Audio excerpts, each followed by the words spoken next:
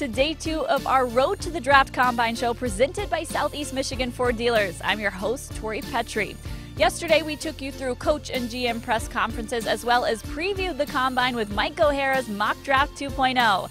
Today, we begin our look at the prospects with highlights from player interviews and breakdowns of how those positions relate to the Lions' needs. But first, what really goes on behind the scenes at the Combine?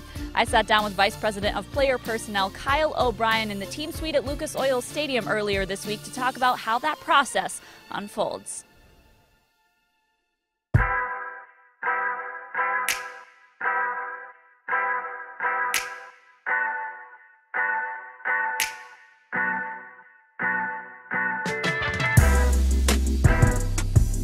Kyle, we are sitting here in the suite where all of the scouting action will happen this week during the Combine. Why don't we just start off by you giving me an insight into what a day in the life during Combine week looks like?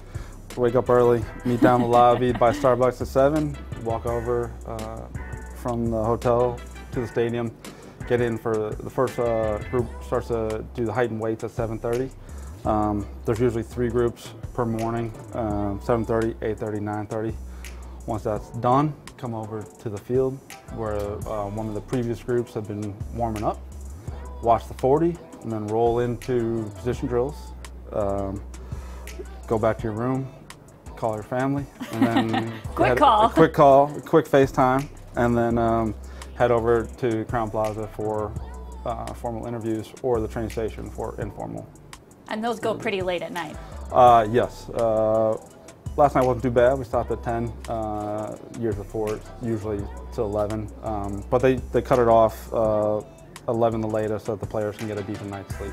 A lot of the players talk about Combine week and just how stressful it is in terms of just what they're putting their bodies through during the week in terms of getting up early and going to bed late. But you guys are really doing the same thing, just not working out on the field. Yeah, I was going to say the players, not only physically but emotionally, you know, some of them have to answer some tough questions while they're here, so we can make sure they're going to be represent the team and be good teammates, you know. But then, you know, a lot of them come from small schools and they're just not prepared. You know, they haven't had teammates who have done this before, so a lot of them are coming into it for the first time kind of blind.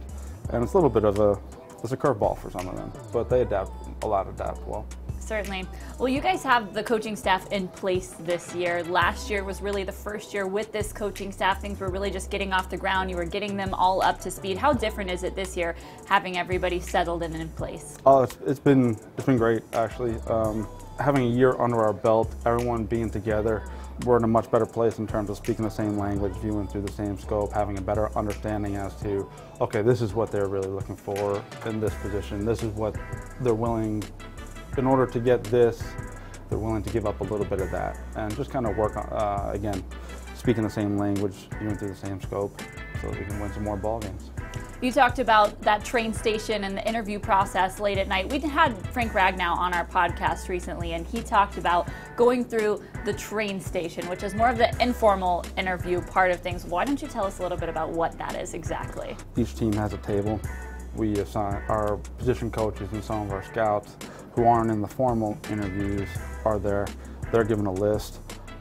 They stay at the table, and some of our scouting assistants act as runners to help get the players, bring them in, and that way, you know, our coaches are able to kind of stay put, have one guy in the hopper while they're finishing up with another, and just kind of roll seamlessly. It's a great opportunity for some of our coaches weren't able to attend the Senior Bowl, so we were able to knock out a lot of interviews during the week of the Senior Bowl. Thus, we won't be interviewing those players at the formal interviews this week, and so our coaches can get an opportunity to talk to them separate. They have, you know, we give them topics as to, you know, you need to find out this about this player, ask them about this. And it's just a good separate but second opportunity to sit down with the player and just make sure we're all seeing the same and hearing the same things.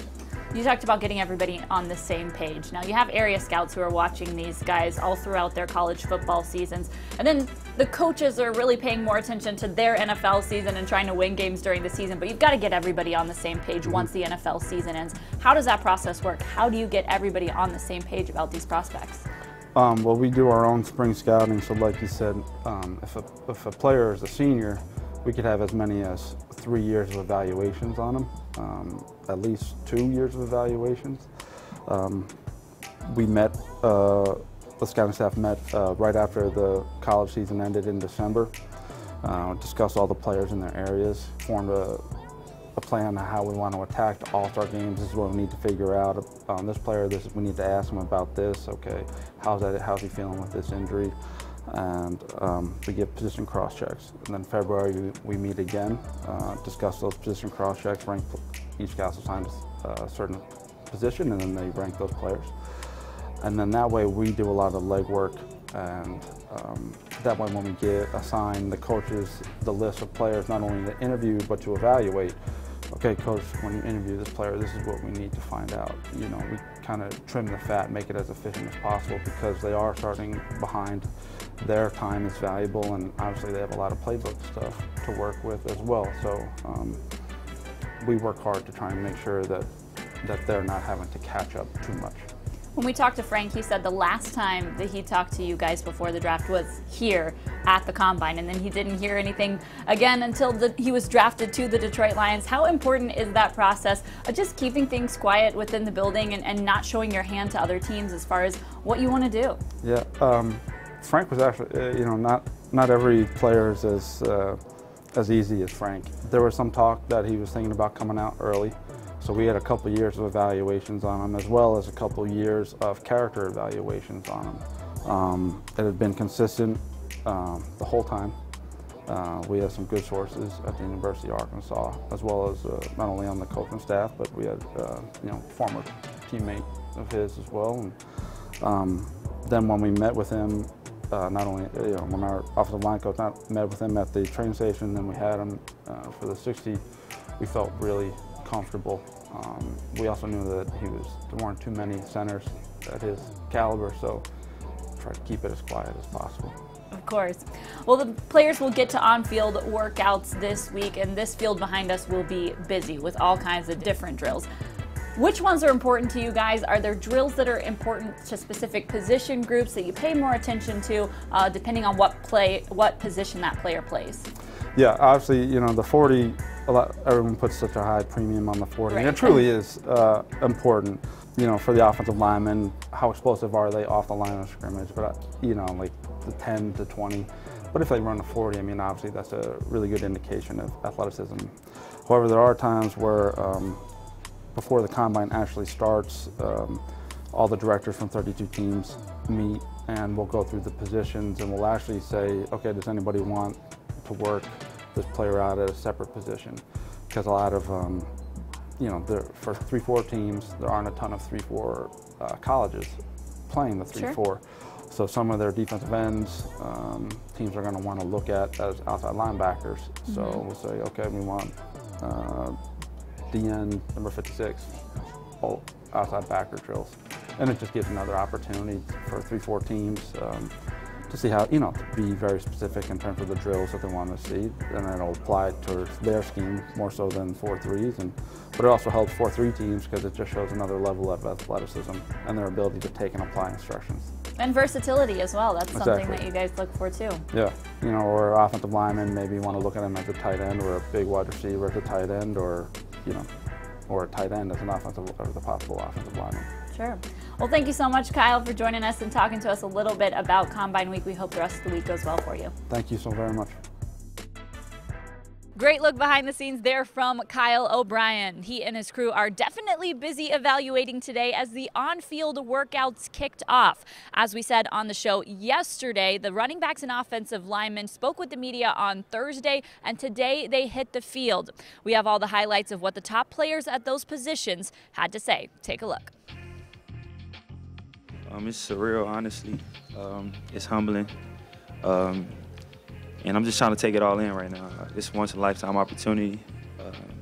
I'm just trying to make the best of it. Are you surprised that you've gotten so much hype that you're, you know, up to that #1 running back guy? Yeah, definitely. Just the way that things play out, I know everything happens for a reason, and I'm just blessed to be in this position. What do you think you bring? What's your best attribute? Versatility, whether it's catching the ball, blocking or running the ball, even special teams. I mean, just the amount of things that I do. You know, it's a grown man's game, and, you know, you got to be ready to go against the top guys every Sunday. So, you know I have to be ready and prepare for, you know, big-time games and big-time players. Florida, you know, playing in such a great conference and playing against the best competition every single Saturday, I mean, it's just been a dream come true playing for them, and I feel like they've definitely prepared me for the NFL. Have they discussed any position but right tackle, or are you an NFL right tackle? NFL right tackle, anything that they want to put me out to win, I'm going to do it. So, you know, it's not really been a discussion of what specific position, but, you know, whatever they want me to play, I'm going to play it. It's great, and especially working amongst, you know, greats like him. I mean, he's a pure legend, you know, one of the top 2 baseball players in the world. And just seeing how he works and how he moves and what he does to really stay at that high caliber level is incredible and just motivational, and it makes me that much more hungry. Kind of don't have a lot of words just because it's been a whirlwind of a couple of days. It's just my dream come true. It's extremely exciting to be meeting with all these teams that I've watched on TV and dreamed about playing for since I was a kid. Oh, we're taking trips down memory lane. Any good Frank Ragnow stories? I don't know. Just Frank in general is a good story, a fun story to follow around, man. He's a very likable guy. I don't really have anything bad to say about him, and I don't think I'm gonna roast him right now. He'll get me back, and I'm not about to get in a battle like that. Have you followed Frank since he's gone to the NFL? Have you followed his? Oh yeah, I snap him every time. Have a snap streak going. We already broke it like 4 or 5 times, and I'm pissed. But we're gonna get that up again. Yeah, I know, it's horrible. I know, it's basically like breaking up with an old girlfriend or something. Like it's horrible. Yeah, we were not happy for a little bit. It was bad. Joining me now to break down all of yesterday's action with the running backs and offensive line is Tim Twentyman from DetroitLions.com. Tim, we were over here working in the media area as the bench press was going on, and it was popular event. Pretty rowdy over here. You know, I love that the NFL has opened it up to the fans because, you know, I think if you're a player and you know, you kind of can feel that excitement, and, you know, when you're getting around 20 and 30 and the fans start to see you're tired, look, we're in the next room and you can hear the excitement from them. And I think as a player, maybe you can get another 1 or 2 reps just from the excitement and the energy. So what a terrific idea by the NFL to kind of open this up to a stadium style event, and I'm sure the players love it. My favorite is hearing them say, lock it out, lock it out, over and over. There's a hype man who's here yelling at these guys as they're trying to bench press, and I must have heard the phrase lock it out 2,000 times. Yeah, lock it out. Yesterday. They got to lock those elbows. You know, guys try to cheat a little bit, but you got to get that elbow extended, and they'll deduct you if you don't. They will, yeah. A couple of times we heard them say, you know, 30-some reps, but -1 deduction, so here's your final total. Got to lock that out. You do. All right, well, the results from the bench press yesterday, the top running back was Alex Barnes with 34 bench press reps. Pretty impressive for a running back. You said that was the most since 2003 for a running back. Yeah, it dates back for a while, and for, you know, kind of a true running back, you know, not so much fullback. No, maybe he plays fullback in the NFL. He's kind of got that kind of body style, but 34, it's pretty impressive. That's a downhill type runner. He had over 1,000 yards, 12 touchdowns last year for Kansas State. So, you know, something like that improves your stock. You know, it makes a team go back. Now look at your film. We know he's strong. We know he's powerful. What else can he bring to the table? And so, you know, that's kind of what this combine's all about. Talk about strong. Sua Opeta, the offensive lineman out of Weber State, with 39 bench press reps. That's nuts. That's strong. It is. That's really strong. Well, let's talk about a little bit of the press conferences that went on yesterday. We talked to the running backs and offensive linemen. You and I and Mike talked on the show yesterday about how TJ Lang is a question mark for the Lions, how they're still evaluating him and what they might do with him. Even though he's still under contract right now, the Lions need to find some depth along the offensive line. Where do you think they look for it? Well, it's a great draft for depth, talking about the offensive line. You know, it's a little bit different. There's not that Quentin Nelson type player in this draft. You know, the guy from Notre Dame who ended up, I think he was number 6 overall at Indianapolis, was a Pro Bowl, All-Pro. I don't think there's that type of guy. You know, but this class is really, really deep. You know, we talked to Bob Quinn and Matt Patricia both mentioned how deep this class is. And when I look at this class, I think versatility is probably a word that jumps out to me. You know, you've got guys, and a lot of guys, that played guard and tackle. Guys that played center and tackle. Guys that played both tackle spots and guard. I mean, you know, a guy like Christopher Lindstrom from Boston College, you know, he played guard, played right tackle, and now is training to play center because teams might project him there. You know, guys like Dalton Reiser from Kansas State, Cody Ford from Oklahoma, even Jonah Williams, who's really considered the #1 offensive lineman here from Alabama, played tackle for Alabama. Some view him inside in the NFL playing guard. And so, look, when you're a team and you can only dress 46 guys on game day, as you know, Tori, versatility is a huge thing. You know, they want guys that can do multiple spots. And when you're talking about this draft in particular, there's a lot of guys I think will project to a lot of different spots, and that's going to be attractive to a team like Detroit who values versatility up front along their offensive line. Now, when you hear Jonah Williams has met with the Lions here at the Combine, does that mean anything No. to you? And I like to put this out there. The Yes. Combine is meant for teams to meet with players. Right. I'm gonna a huge revelation here. I'm gonna break some news on the show. Breaking. The Lions will talk with just about every single player here at the Combine, 330, however many it is, which is why I don't ask. That's why they're here. Right. That's part of the job. You mean the Lions are talking to Dwayne Haskins? Does that mean that they're drafting Dwayne Haskins? No, it doesn't. It means they're doing their due diligence, and that's what this is for. And so I kind of stay away from that stuff. Look, it gets clicks. It's great for Twitter and stuff like that. But the whole reason Bob Quinn, his staff, Matt Patricia, his staff are down here is to talk to players and get to know these guys formally or informally. They're going to talk with everybody. All right, let's talk about the running backs. Yes. Matt Patricia talked about Kerryon Johnson and how he hopes that he continues in his success in his second year. It's a little bit more difficult because you're not as much of a surprise anymore to opposing defenses. But then Bob Quinn talked about needing some compliments to him because you can't just count on Kerryon to carry the entire load. No, you can't count on Kerryon to carry the entire load. That's just not the Right. NFL these days. But, you know, I think the one thing that was terrific last year about Kerryon Johnson is that he showed a skill set that I think now allows you to open up kind of what you're looking for as a compliment. And what I mean by that is, look, Kerryon ran for, average 5.4 yards per carry. Well, that's just some consistency, He caught 32 passes out of the backfield, so he can catch the ball. And I'm not talking about just dink and dunks. He can go run Right. a route and be effective in the passing game. Well, the kid always falls forward, too, so he's really good in short yardage situations. So now I think when you're Bob Quinn and Matt Patricia and you're looking to add to that running back room, I don't think you're looking for a guy that say, hey, we got to find a power back to complement Kerryon. Well, Kerryon can do that. We've got to find a scat back, that can make some guys miss in the open field. Well, Kerryon can do that too. Or, we've got to find the next Theo Riddick. He's going into the last year of his contract. Well, Kerryon can catch some passes too. So I think what that does is it opens up the entire running back class to this Lions team. And now you can choose the best player available. Right. And I think that's obviously, a situation you want to be in as a general manager.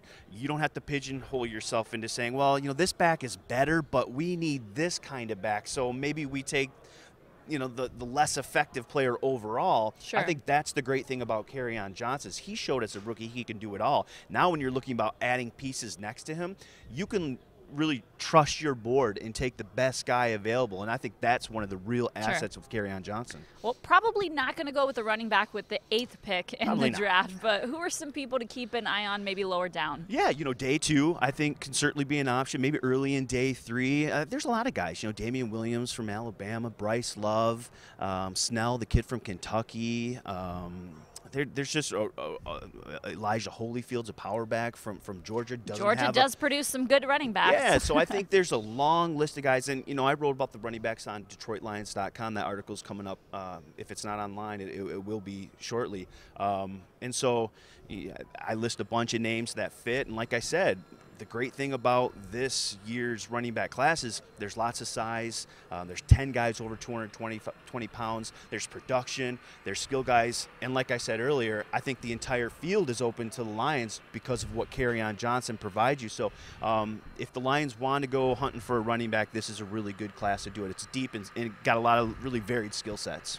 One last note on yesterday's press conferences. My favorite guy to talk to was a teammate of Frank Ragnall's at Arkansas, Yelda Froholt. He was so entertaining From Denmark. to chat Yeah, with. he was really from great. Denmark, and he has a great story and a great personality. Yeah, great sense of humor. He was an exchange student, so he picked up football late. I think it was his sophomore year of high school, something like that. Was a defensive lineman, was drafted as a defensive lineman, shifted over to guard, became an all-SEC guard, played next to Frank Ragnall a couple years ago, has a terrific sense of humor. He talked about the American food and how it you know, how he gained 60 pounds his first year here because of all the carbs, and just one of those kind of stories that you find really interesting when you kind of walk around the interview rooms. Didn't know a whole lot about him before, but, you know, and that's the great part about the Combine too, and having access to all of these prospects, is you find kind of little nuggets and great stories. And I think that's one of the great things about the Combine, is the access you get to the players. You know, the teams obviously love it for, you know, finding good football players. For us, I think we can find great stories here, and I think we're starting to do that in this Combine. Yeah, and he's great friends with Frank Ragnow, and upset that they broke their snap streak. I mean, those snap streaks are totally important. So good to see these guys talking about their relationships with current Lions players. But that wraps up our recap of the running backs and the offensive line.